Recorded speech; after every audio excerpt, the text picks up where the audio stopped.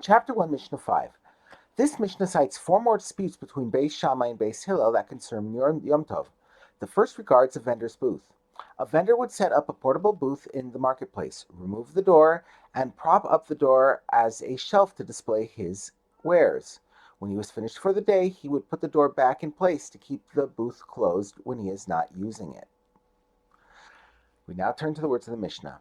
Beis Shammai say a vendor may not detach the door from his booth on Yom Tov because that resembles the malacha of demolishing. But Beis Hillel permit him not only to detach the door so that he could sell items that will add to the joy of Yom Tov, but also put it back in place after he has finished selling it for the day. If he is not allowed to put the door back, he might not want to detach it in the first place because he will then have to leave his booth open the entire day. Therefore, to encourage him to open his booth and sell goods that will increase the joy of Yom Tov, the sages allowed him not only to detach the door in the first place, but even to put it back. The second dispute.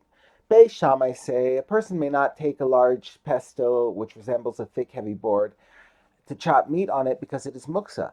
But Beis Hillel permit a person to take such a pestle so that he could use it to prepare food that will be eaten on Yom Tov. The third dispute.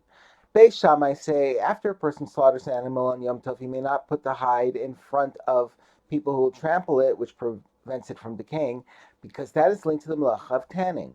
And because the hide is muksa, he may not even pick it up unless it has an olive's volume of meat attached to it. But Beis Hillel permit both activities, because if a person is not allowed to prevent the animal's hide from decaying, he will not want to slaughter the animal in the first place, and there will be less meat to eat on Yom Tov. The fourth dispute. Beis Shammai say we may not carry a child, a lulav, or a Torah scroll out into a public domain on Yom Tov because this violates the biblical malacha of transferring, which is prohibited on Yom Tov for purposes other than preparing food. But Beis Hillel permit carrying these items in the street because they maintain that any malacha permitted for the sake of preparing food is permitted for other purposes as well. Therefore, since one is allowed to transfer objects that are needed for food preparation, one may also transfer these other items.